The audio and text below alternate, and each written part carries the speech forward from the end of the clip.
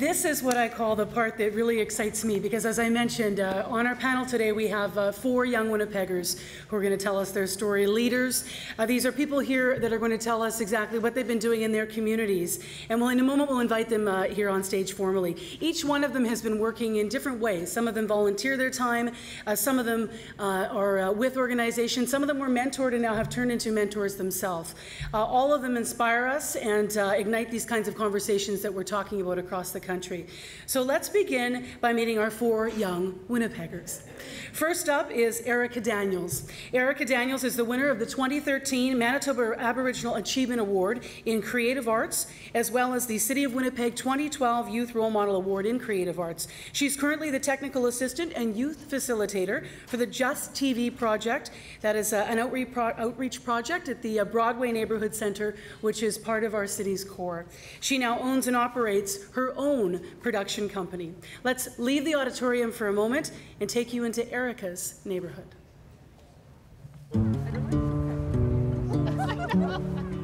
It's okay, I grew up very disconnected from my culture. I didn't really know about the history of Indigenous people and where I came from. Roll it around. And I always kind of felt a little bit ashamed of who I was because all you see are the negative stereotypes. Right on the poles, yeah, right on the poles.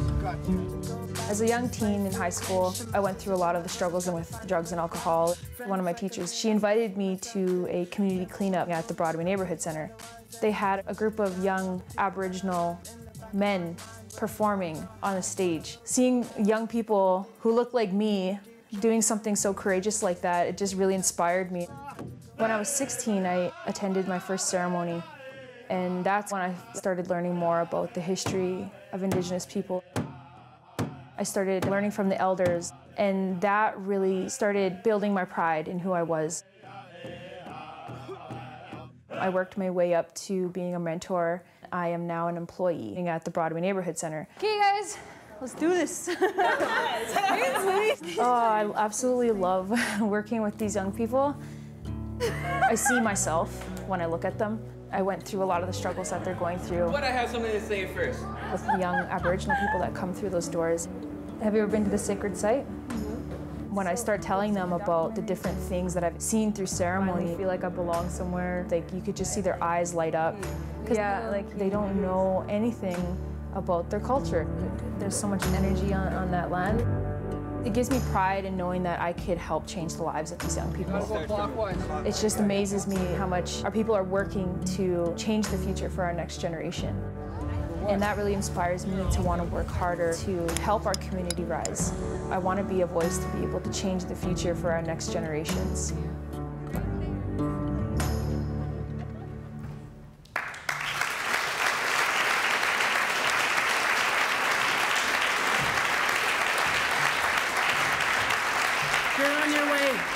You're on your way to making that change, I tell you. Everyone, Erica Daniels. Nous avons tout un panel, vous allez voir, vous allez applaudir souvent. Notre prochain invité est originaire du Congo. Il a grandi dans une famille de musiciens du petit village de Bukavu. Pas étonnant que Trésor Namuira soit devenu un artiste musical de hip-hop. Lorsqu'il a immigré à Winnipeg avec sa famille il y a à peine 4 ans, il s'est donné comme mission d'inspirer l'harmonie, l'unité et la diversité au moyen de son propre style musical. Ses chansons parlent de sujets actuels et même parfois de certaines problématiques comme la drogue et l'intimidation. Je vous invite à écouter cette vidéo qui nous en dira davantage sur Trésor.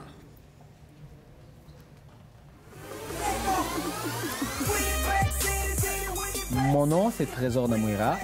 La vidéo Peg City, c'est au fait un hommage à Winnipeg City parce que j'ai trouvé ma vie, mon amoureuse, et je vais faire ma vie ici. Jibu, tell me what you want to write.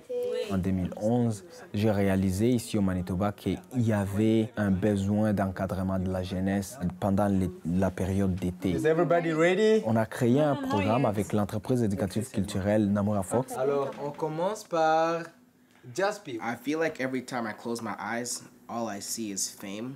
Et ça leur aide à produire leur propre musique, celle qu'ils ont toujours rêvé à faire. As a method to send messages to children. Ça leur aide à avoir la confiance en soi. You got a dream? Pour créer quelque chose, je voulais juste initier l'esprit de création dans ces jeunes-là. Dreamers. L'idée, c'est de produire un album. Just don't quit, you gotta try harder. Une partie va aller aider les orphelins en Afrique et une partie va soutenir encore leur carrière musicale. Je viens d'une famille qui a traversé beaucoup des épreuves et je connais un besoin qu'on a, c'est le besoin de l'éducation. Je vais lancer un deuxième album, travailler avec mes sœurs. La partie de cet argent va contribuer toujours pour la formation de cette jeunesse qu'on est en train d'encadrer, mais aussi la jeunesse en Afrique pour qu'ils continuent toujours leurs études. Ok, voilà. C'est juste une façon d'unir les gens, essayer de vivre ensemble, essayer de promouvoir les talents qu'on peut trouver, essayer d'aider si on peut, essayer de comprendre d'autres cultures et aimer ton prochain comme tu t'aimes toi-même. Voilà. Bravo les filles, bravo, bravo, bravo.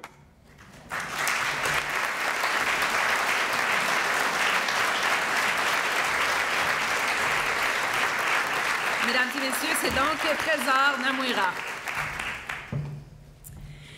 Our next panelist is someone I met on a cold Winnipeg morning. I said, can you meet me a couple blocks from here at the U of W?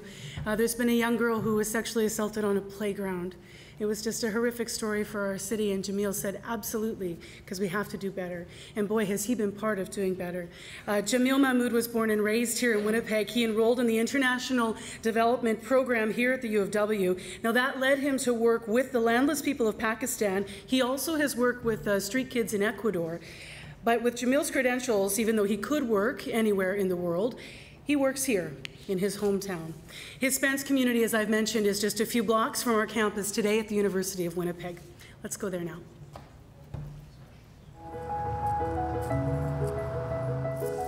Our community is vibrant. It's dynamic. It's very diverse. Nice. While it has its challenges, I think it has more opportunities than it does challenges. It's the best community in the city. Maybe I'm a little biased, but living in a lower income community, you can be very isolating. If you have to work 2 jobs, 3 jobs to make ends meet, support your family. So we work really hard on having a lot of community events where people can come and bring their whole family, and just the simple things of opening up a space and making it friendly and inviting and giving people food and opportunity to connect and share. You busy? I'm always busy. Seeing the community growing through this opportunity to just engage and have positive relationships in their neighborhood. She's the best. The thing that I always love is that you give people even the tiniest opportunities and they make the best of it. We have a kids garden behind the rec center. Which is your favorite garden bed?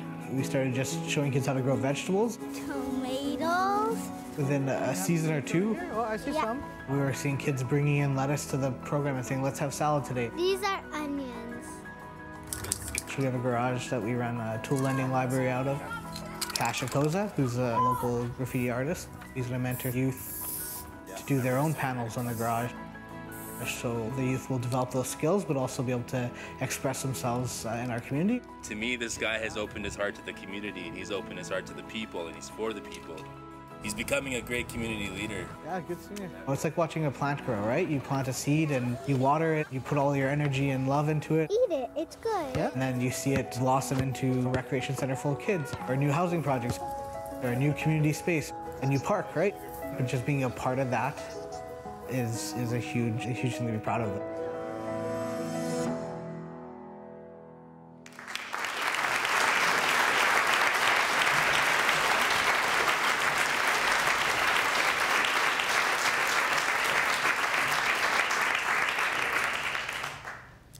Il me fait maintenant très plaisir de vous présenter une ancienne collègue de Radio-Canada. C'est une franco-manitobaine métisse. Son nom est Janelle Wookie. Ses racines culturelles expliquent en partie sa vocation de documentariste. Née et élevée dans les prairies canadiennes, elle crée des films avec son frère depuis sa jeunesse. Allons en apprendre un peu plus sur son travail.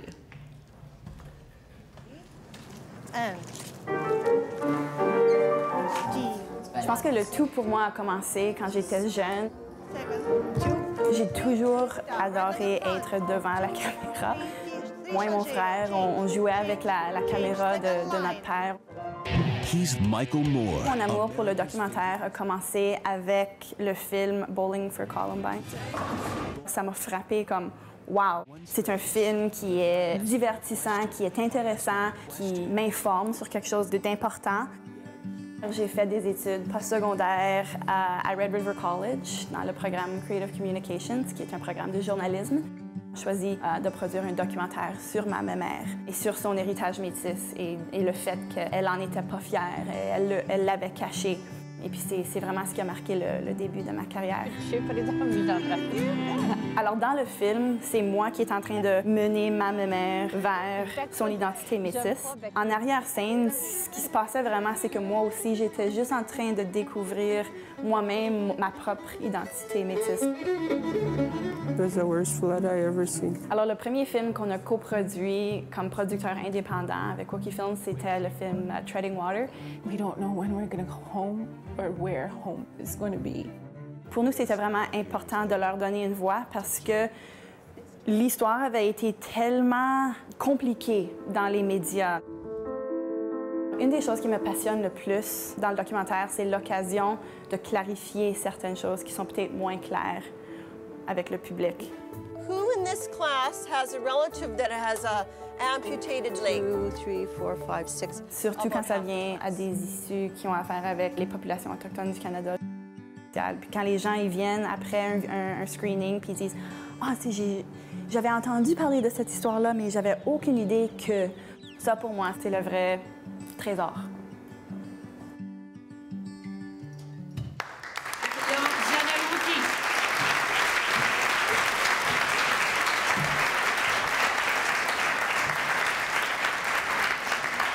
Now at CBC at Radio-Canada, we also have a lot of talent who are involved also in their own communities, and whether that comes through their involvement in programming or engagement at community events, or just through social media, which that's a huge area, of course. A couple of them are going to join us on our panel this afternoon as well and tell us how they've been involved. Exactly, Marcy, because we have two special guests. Nous avons deux invités spéciaux aujourd'hui.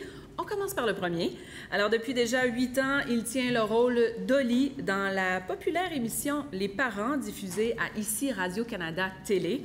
En plus de s'être aussi associé à plusieurs causes, il a co-développé et animé une série documentaire nommée Raphaël, citoyen du monde, où il est allé à la rencontre de jeunes francophones qui s'impliquent dans leur communauté ou encore à l'étranger dans l'espoir de bâtir un monde meilleur.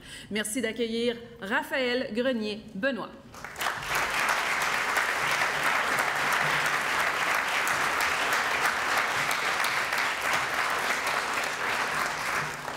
Also, please welcome to this stage the host of CBC Radio 2's Weekend Morning Show and CBC Television's weekly show, CBC Music Backstage Pass. Talia Schlanger has hosted the quietest concert ever as well on Fundy's Ocean Floor featuring Serena Ryder. It was an amazing show. I tuned in just this past week. I was so envious. A concert on an ocean floor. We'll hear more about that and how that inspired.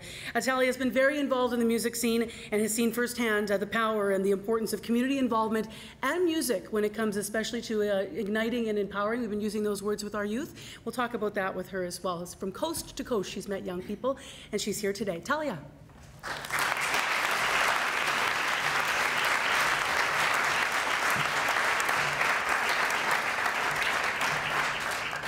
So we're going to begin our discussion, and I kind of want to go back to the start, to you, Erica, if that's okay. Now, I know that in your video, part of what you said was that you went to this event and you, for the first time, saw yourself in some of these other people as a young woman. Yes. Why did that matter, seeing yourself in someone else? Like, what did that do for you? Well, I grew up with a lot of challenges, as well as a lot of the youth that we work with, very similar stories, and I don't know, like, it brings me a lot of pride to be able to work with young people who went through a lot of the same struggles as myself. And yeah, it just encourages me to help them and, you know, hopefully make an impact on their lives as well.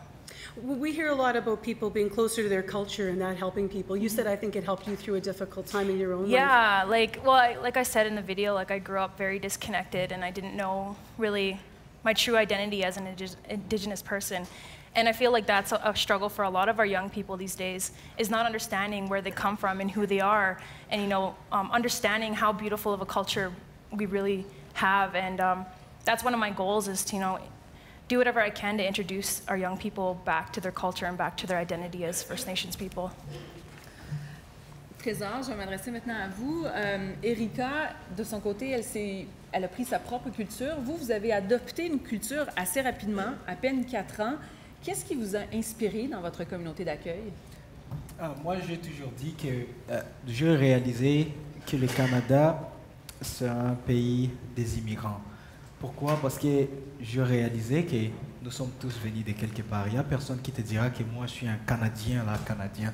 Mais ce qui m'a inspiré, au fait, de ça, c'est que même si nous venons tous de quelque part, nous avons l'idéal canadien. Je vois l'unité dans une diversité. Et c'est une force. Et je m'aimerais bien vivre comme ça toute ma vie. Voilà tout ce qui m'a inspiré une fois que je suis arrivé au Manitoba. Non seulement vivre comme ça, mais vous êtes rapidement devenu un mentor pour les jeunes ici de la communauté. Et ça, c'est important? Oui, tu sais que le futur de demain se repose dans les mains de la jeunesse d'aujourd'hui. Il faut bien gérer cette jeunesse pour avoir de meilleurs résultats dans le futur. Alors, il y a des jeunes qui s'intéressent beaucoup plus dans l'entrepreneuriat. Il y a d'autres qui s'intéressent beaucoup plus dans la musique. Et comment les faire? Pour devenir un docteur, il faut toujours aller aux études et il faut que tu apprennes comment devenir un docteur. Il y a des jeunes maintenant qui s'intéressent à la musique et qui veulent aussi apporter leur musique comme carrière. Moi, j'ai eu la chance d'avoir beaucoup de mentorship à travers les 100 noms. Ici, Manitoba, ils ont toujours organisé des choses pour nous élever. D'une autre façon, je trouve que tous les acquis que je suis en train de prendre d'une manière ou d'une autre, ça peut être utile à la jeunesse, surtout les jeunes de mon âge ou les jeunes qui sont encore moins de mon âge, pour aller encore plus loin, parce qu'on veut voir la réussite dans cette jeunesse-là. It's interesting because Cesar came here and was talking about finding inspiration here and inspiring in this country, seeing sort of an open door to being able to speak with young people. And we started, Jamil, by saying that you could have left, but you stayed here too. Why didn't you go, to follow your studies and work with young people around the world? Yeah, I fully intended to go back and work overseas, but having started working in the community and building connections in the neighborhood, I realized that a lot of the same issues that exist in developing nations existed in my own backyard and in Winnipeg, in inner city specifically. And so the opportunity to make a difference and change our youth life in this city was really important to me, and that I invest myself here. When do you know you're making that difference? When, as I said, you start by facing something as daunting, and in your case it was in that neighborhood, as a kid who was hurt on a playground, and people were moving out of that Winnipeg neighborhood at that time saying, it's not safe for my kids, and you said we can make it safe here. But when do you know you're making that difference? I mean, the work we do is about connecting residents together and building their vision in their neighborhoods. So for me, the difference is seeing the resilience grow in our community, knowing how strong people are, knowing that we have a lot of issues in Canada. We have poverty, we have effects of colonization, we have broken structures, systemic violence. We have all these things that people wake up and have to deal with every day. And knowing that you can give a kid an opportunity to play sports or get into art or have a meal in a safe place to go, and that could change their whole life and give them an opportunity to make a difference for our whole city is how you know you're making a difference. Why don't you tell everybody what you've done most recently? I'm bragging now for you. You got like a 24-hour youth drop-in because so many kids had nowhere to go in the middle of the night.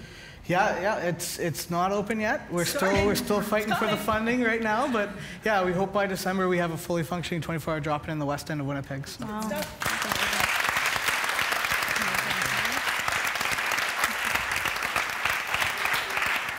Marcy, c'est à mon tour d'encourager mes collègues à moi. Alors, Janelle, vous avez choisi la voie du documentaire. C'est un peu expliquer les histoires d'ici aux gens d'ailleurs. Donc, c'est aussi l'engagement communautaire, à votre avis? Oui, pour moi, comme franco-métisse, je fais partie d'un groupe assez unique, assez petit. Alors, de pouvoir me vanter et de parler de ma communauté au reste du pays, c'est très important pour moi.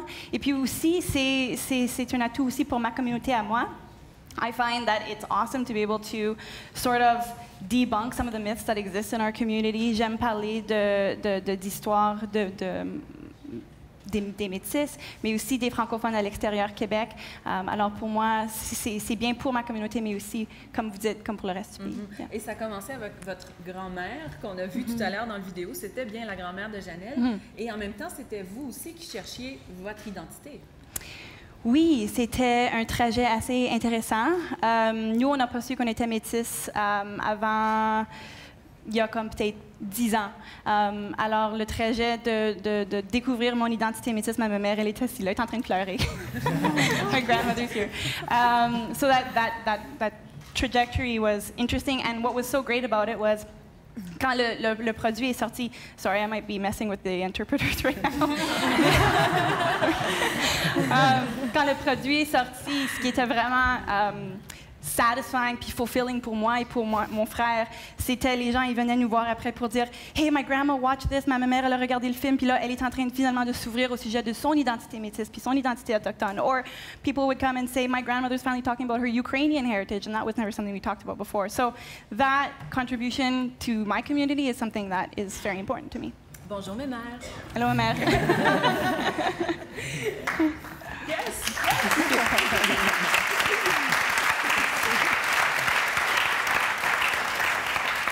So Talia, besides really cool concerts on ocean floors, which I'm going to ask you about later anyway, what do you think the role of a public broadcaster is in bringing communities together?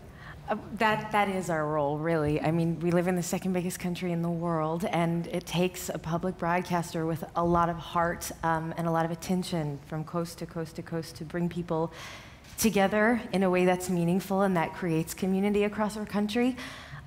It's a great privilege to be part of it. And I work in the music department, and one of the biggest joys that we have is discovering music from different regions and artists that you wouldn't otherwise hear. So we've done for the past few years the Searchlight competition, for example, where we look for Canada's best new artist, and we do it region by region and then bring those finalists to national focus. So you've got an electro-pop duo from Iqaluit and a death metal band from Vancouver, artists that you would otherwise never hear of coming together through music. And one of the most remarkable things that we've seen through that in terms of community is that some of these artists have reached out to each other through this online competition that we ran and offered couch surfing when each other are on tour and resources and meals. And that's really, it's fun and it's in the spirit of fun, but really that's what our public broadcaster ought to be doing, bringing people together so that they can bring the best of themselves forward and to each other. And I do look forward to telling you about how that happened in the Bay of Fundy with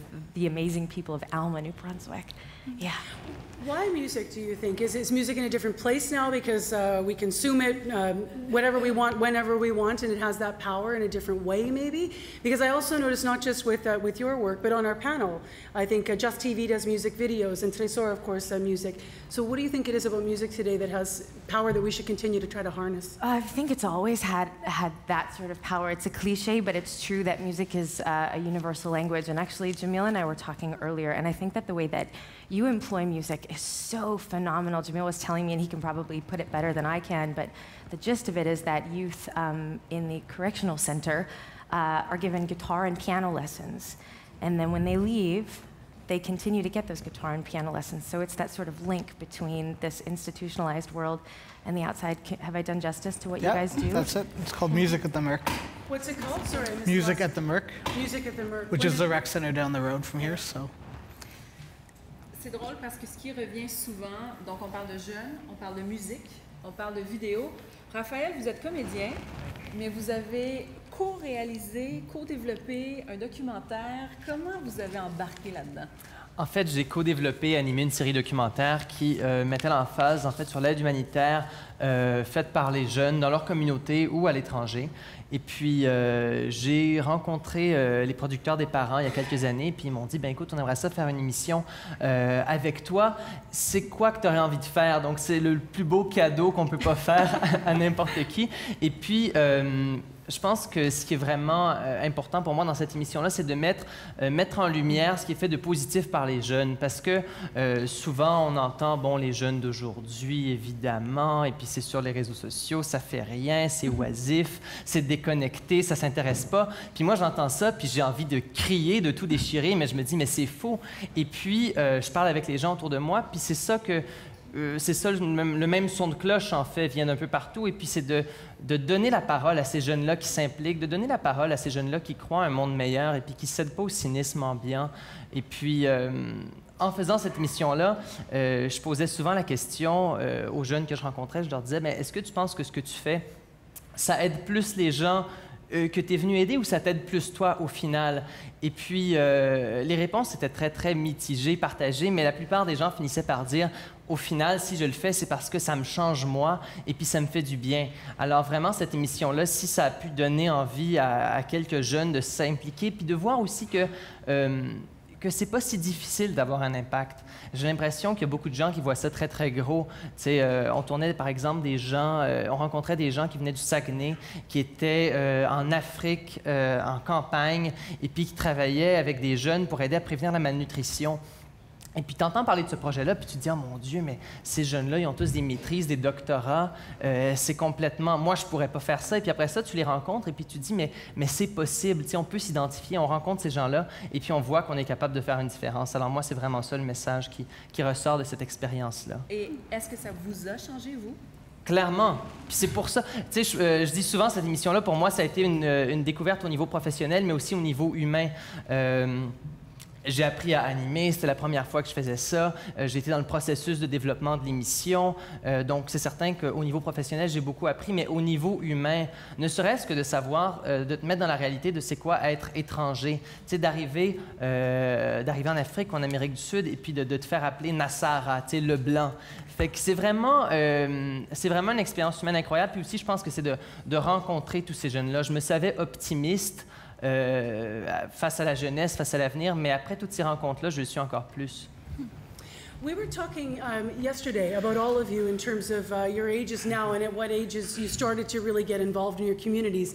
And it's very interesting because it was all around the same age, late teens or early 20s. And it is an age where you could completely do the opposite. Disconnect, say, it's all about me, I'm finally out the house, off I go. Yet all of you decided, no, we're going to somehow give back, I can't not do this. And I just want to go down the line. Is that because you saw the need for something, or what is it that made you say, you know, I'm going to do this, I'm going to devote a lot of my time to this because it's worth it? Well, for me, it was the program that I was involved with at the Broadway Neighborhood Center, and it was the staff that really made an impact on my life and the choices that I was making. So that's what kind of pushed me, like, no matter how far I went down the wrong path, it was always those people that were there to pick me up again and bring me back. And so that's kind of why I do what I do, is because I seen what they did for me, and that's what I want to do for my community. Pour moi, j'ai réalisé que j'ai été inspiré par mon père parce que mon père fut un CEO d'une entreprise, centre de récupération des enfants de la rue. Et j'ai eu la chance de voir les beaux travaux qu'il faisait. Et je me suis dit, en tout cas, la meilleure façon de travailler aussi dans ma vie, c'est d'être au service de la jeunesse et d'être au service des autres parce que ça me fait aussi plaisir. Qu'est-ce qu'il faisait? Lui, il allait dans la rue, là où les enfants fumaient du chanvre, toutes ces choses qui se passent dans la rue. Et il essayait d'amener ces enfants-là au centre et par après amener ces enfants-là à aller encore à l'école et leur donner la chance de revivre encore la vie comme ils peuvent. Et puis, quand je suis arrivé au Manitoba, j'ai réalisé qu'il y a tout un potentiel dans la jeunesse, mais c'est comme si on ne voit pas ça d'une manière ou d'une autre. On ne voit qu'il y a une jeunesse qui est un peu distraite, une jeunesse qui est juste là pour la musique, il ne s'intéresse plus aux médias, comme tu l'avais dit, mais c'est vraiment faux et archi faux. Depuis que j'ai commencé à travailler avec les jeunes, j'ai réalisé que ce sont des jeunes qui veulent aller plus loin et ce sont des jeunes encore qui veulent réaliser leurs rêves. Voilà, c'est un peu ça. Mais Trésor, vous avez dit que vous avez eu comme un modèle de votre famille, de votre père. Et moi, j'étais justement curieuse de savoir, est-ce que les autres, vous avez aussi eu un modèle de votre famille qui était engagé aussi dans la communauté? Ou ça venait juste de vous, de votre personnalité? Je ne sais pas qui veut répondre. Trésor? Moi, le modèle, c'est mon père. Bien, pour moi, ce qui m'a vraiment inspiré de me lancer dans ma communauté, c'était... je viens d'une famille exogame, c'est un terme populaire ici au Manitoba. Ça veut dire que j'ai un parent anglophone et un parent francophone. Et puis aussi, au cours de ma vie, j'ai découvert que j'étais métisse. Alors, j'ai fini avec comme un pied dans un petit peu chaque communauté. Et puis pour moi, I was like privy to the conversations about all these other groups because I was like sort of in all of them, and I could see the misconceptions that existed about other people, other groups. So that's kind of what drove me to become a documentary filmmaker, parce que ce qui me passionne beaucoup, puis ce qui me motive, c'est de débunker les mythes un peu qui existent au sujet de les communautés francophones ou les communautés métisses. Et puis, quand j'entends des gens qui parlent d'un issue, puis they don't quite understand it, or they're getting something wrong, it like makes me insane, and c'est ce qui me passionne. I gotta set this straight, you know? So many stories that we've done have been stories that have appeared in the media over the course of months, sometimes years. And they're distributed to the public in an article and another article the next week and a 2-minute news story here. And to me, putting it all together and then explaining it to people in a way they can understand it, c'est ce qui me motive comme documentariste quand quelqu'un me vient me voir après un screening puis dit, you know, j'avais entendu parler de cette histoire-là dans les papiers. I had heard about that before, mais je l'avais jamais comme compris. You know, I had never really understood what had really happened and who was the real victim and who were the players in that. So thank you. So c'est ce qui me motive à m'impliquer. And we're sorry we asked you the family question with Grand-Mère. Yeah, they're here, so I can't say too much about. Jamil, what is your greatest wish, your biggest dream for your community? Oh, how can you have one? There's so many. For me, like everything we do at Spence and in my community and all my staff is we take the vision from the neighborhood and we make it happen. So my vision, I mean, Spence is the best neighborhood in the city. It's so vibrant, it's so diverse, and my vision is that it keeps growing and we're able to develop our neighborhood without displacing our current residents and meet the needs. I mean, we have high levels of poverty and we have gang problems and we have a lot of issues, but those are all things that can be addressed if we work with community and build strong foundation. Maybe we have time to come back to Talia. Elle parlait d'un concert sur l'océan. The concert. J'ai pas oublié, là. Yes, so this beautiful concert, and Serena Ryder, we should come back there and share for people that wonderful show on CBC. But the community event of it, the value of it when you were there, maybe set it up for us. The Bay of Fundy, right? Sure, yeah, I think that was the coolest part. So the Bay of Fundy, if you haven't been there before, it's home to the highest tides in the world. At right around this time of year, they go out incredibly far, twice a day, so like the length of 2 football fields, and expose the ocean floor. And a sort of wild genius in our department, Kai Black, came up with the idea of building a stage when the tide went out and throwing a concert on the ocean floor. Simple, very simple undertaking. Serena Ryder was crazy enough and her band to be up to the task and do it.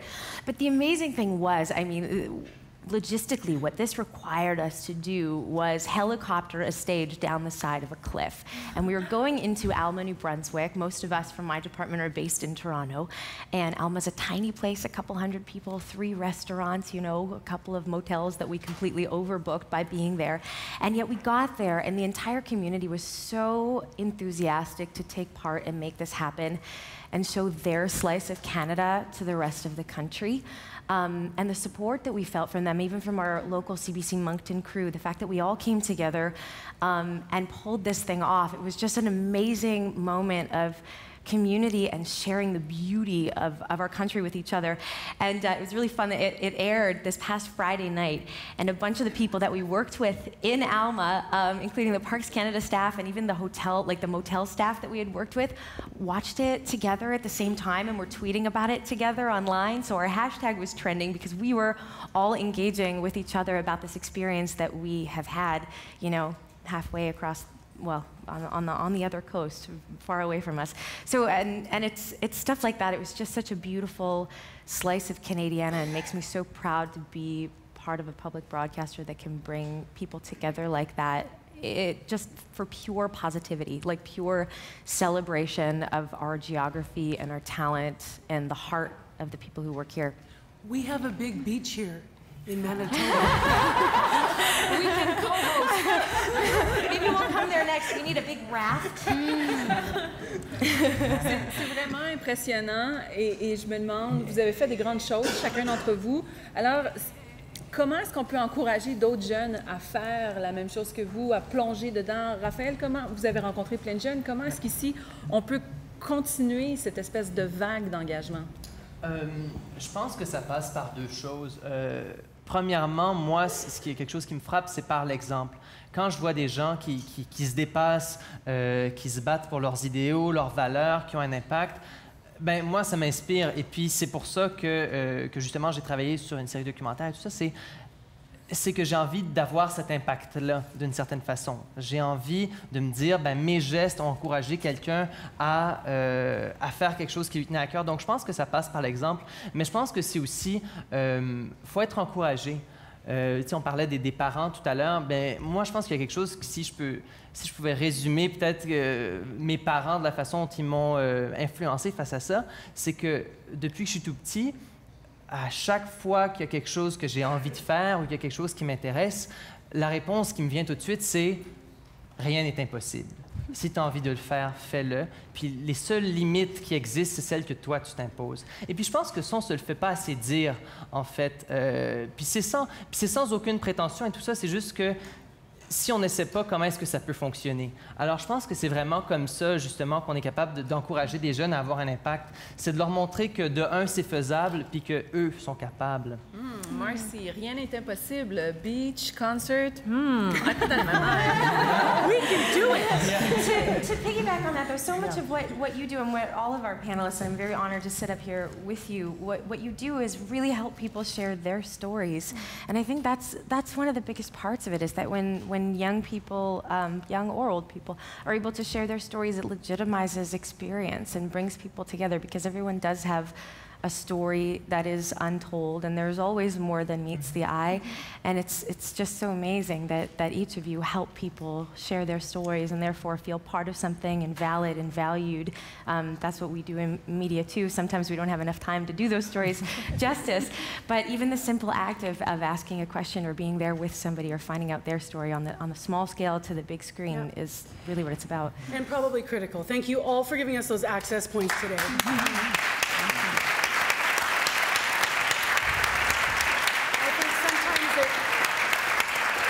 It can feel overwhelming how to make those differences. That's sort of where we started with some of our opening questions. But here we've heard today, through mentorship, through art, through volunteering, through music, through all kinds of different ways in real differences being made. So that does wrap up the part of our presentations this morning, our youth panel. Thank you so much for sharing your experiences with us.